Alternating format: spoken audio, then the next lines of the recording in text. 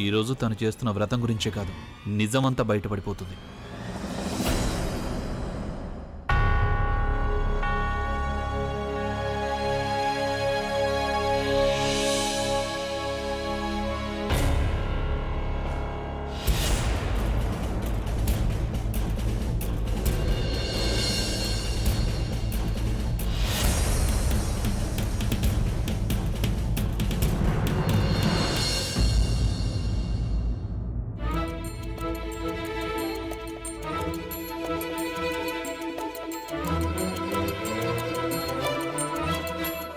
ఇదంతా ఏంటి అలా చూస్తున్నారు? భోజనం చేస్తున్నాను, ఇంకేంటి? కానీ ఈరోజు సుమంగళి వ్రతం కదా. ఈ రోజు నాకేమైందో అస్సలు అర్థం కావడం లేదు. ఎంత ఆకలిగా ఉందంటే నేను కంట్రోల్ చేసుకోలేకపోతున్నాను. నాకు సుమంగళి వ్రతం తెలిసిన దగ్గర నుంచి ఇంకా ఆకలి ఎక్కువ వేయడం మొదలైంది. అంటే వెరైటీగా తినాలనిపిస్తోంది. ఇప్పటికే 5 సార్లు తిన్నాను, ఇంకా కడుపు నిండట్లేదు. నేను బరువు పెరుగుతానేమో అని అనుమానంగా ఉంది. చాక్లెట్? మీకెలా తెలుసు నాకు చాక్లెట్ తినాలనిపిస్తోంది అని? సరే ఇవ్వండి. ఎవరన్నారని నీకోసం ఈ చాక్లెట్ తెచ్చాను అని? నీకు తెలుసా, ఉదయం నుంచి నాకెందుకో అదోలా అనిపిస్తోంది. నా మనసు నాకు చెప్తుంది ఈరోజు నువ్వు కూడా వ్రతం చేస్తున్నావేమో అని. అందుకే కిందటి సంవత్సరంలాగా ఈ సంవత్సరం కూడా నువ్వు నా కోసం వ్రతం చేస్తూ ఉండుంటావు, ఆకలితో ఉండుంటావు అనుకున్నాను. నిన్ను అడగలేకపోయాను, అందుకనే తెలుసుకుందామని ఈ చాక్లెట్ తీసుకుని వచ్చాను.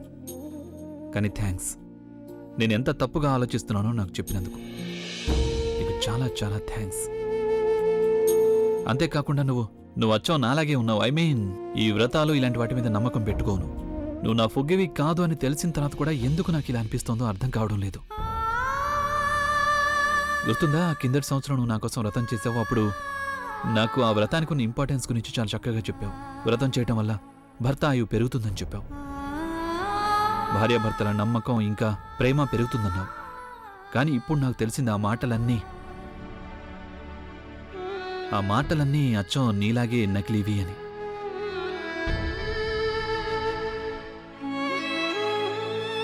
ఇంకా ముఖ్యమైన విషయం ఏంటంటే, ఈ 2 విషయాలు నాకు ఒకే మనిషి ద్వారా తెలిసాయి. ఈ రోజు నుంచి నేను ఈ సుమంగళి వ్రతాన్ని ఎప్పటికీ నమ్మను.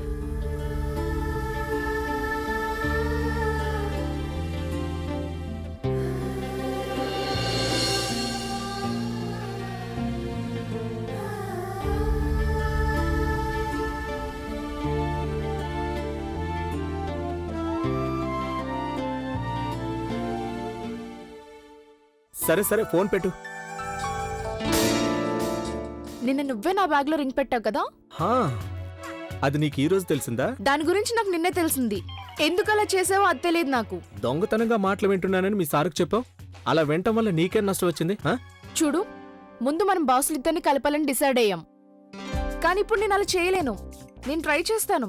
ఆ రోజు సార్ నన్ను ఎంత గట్టిగా తిట్టారో తెలుసుగా. ఒకవేళ నేను మీ బాస్ పేరెత్తినా ఆయన నన్ను జాబ్ నుండి తీసేస్తాను. కొంచెం రైట్, కొంచెం లెఫ్ట్. Perfect, very good.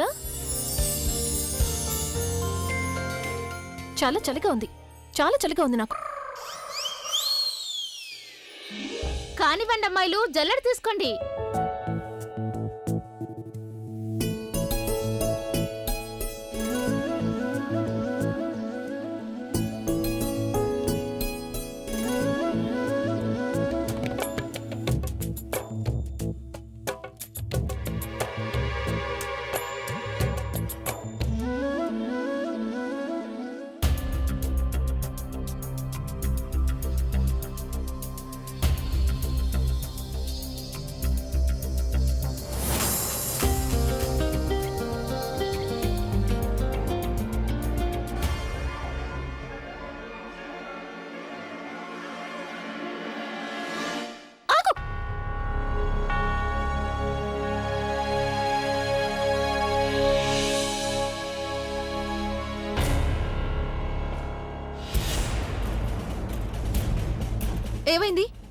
ఏమైందంటే ఏంటి నీ ఉద్దేశం?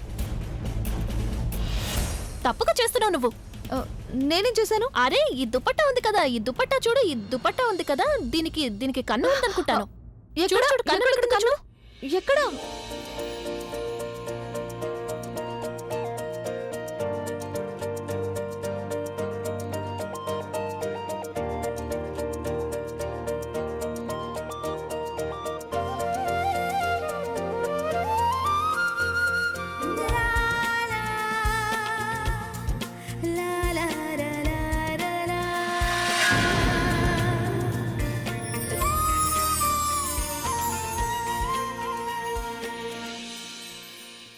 ఎక్కడుంది? ఉందని ఎవరు చెప్పారు? లేదు, ఉండే అవకాశం ఉందన్నాను. అక్కడ దీపం ఉంది కదా, ఈ మెటీరియల్ కాలిపోయే అవకాశం ఉంది.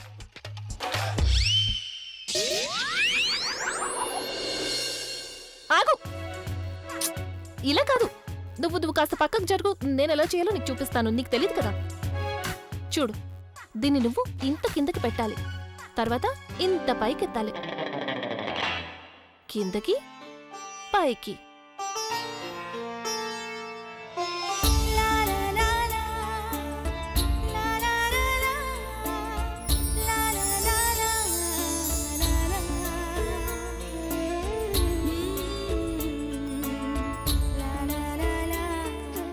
రెండు,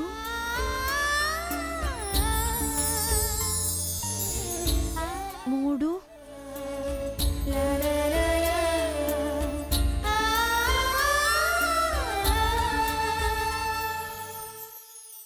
చాలు, చాలా చేసావు. అర్థమైంది నాకు. వదులు. అలాగే చేయాలి, సరేనా? లేకపోతే ముక్కులోకి పొగలిపోతుంది. ఒక్క నిమిషం. మీకు అసలు ఆలోచనే లేదా తను గురించి? ప్రెగ్నెంట్ కదా తను. అందుకని తను తినే వస్తువుల్ని మనం అది చెక్ చేయాలి కదా, బాగుందా లేదా అని. ఇది బాలేదు, ఏదో గందరగోళం ఉంది. ఏంటి? బాలేదనిపిస్తోంది. చూడండి. ప్రవీణ్, బానే ఉంది కదా? ఏదో ఉంది ఈ స్వీట్లో.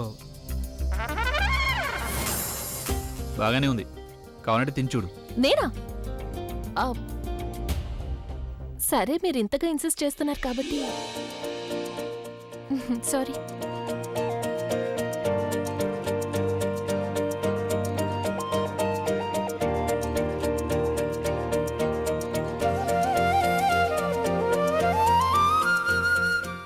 చాలా బాగుంది.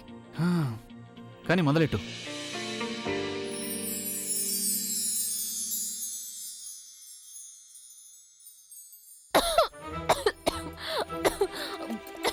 నీళ్ళు గొంతులో ఇరుక్కునేంతగా ఎందుకు తినాలి? అరే ప్రవీణ్, నీళ్లు తాగించు.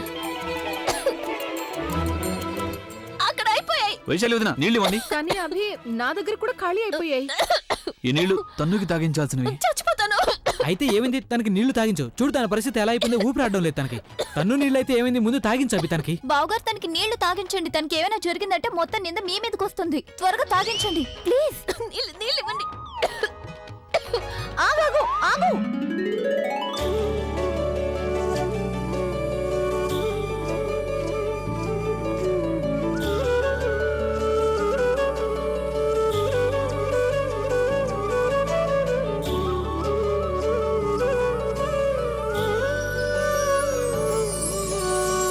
కవికి అందని భావం మా మదిలో మెదిలే గీతం పలికే ఈ వేళ.